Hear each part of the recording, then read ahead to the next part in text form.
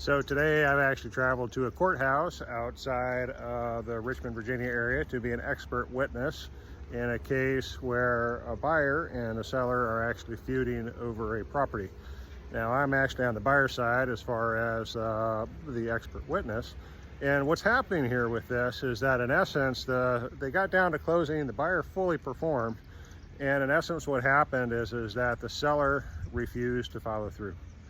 They actually refused to make anything happen, and they decided to back out. And here we are.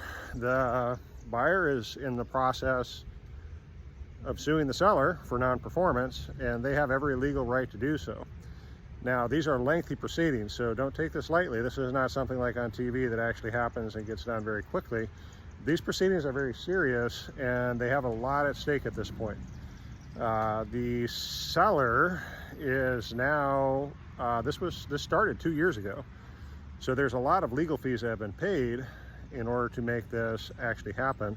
But at the same point in time, the interest rates have gone up from the mid 3s up to the mid 7s. So the buyers have a lot of damages in association with this. The home is over $1 million as far as list price and value. The problem really is going to end up being for the poor seller. He may end up losing the property altogether in damages, and these buyers may get it for very little. So as you're getting into a situation where you may be considering backing out of a sale, whether you're a buyer or seller, this is a very real possibility. You can't just back out of something like this. When you get into a legal contract, there are consequences for it.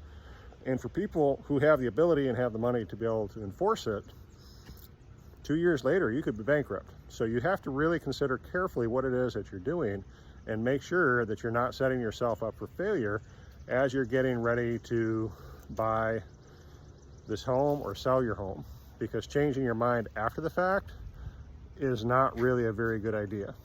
Changing your mind after the fact could have some very serious legal consequences. Now, having said that, we don't know what the outcome of this is going to be, but the legal upper hand is currently held by the buyer. Legal upper hand is carried by the buyer. So when you get ready to go under contract, make sure that you're looking at the details of the contract very carefully, because these are not things to be light about, and make sure that you know what you're signing, because you could be held responsible for it. Now, having said that, this is only one out of the several thousand people that I've helped in the last several years buy a home.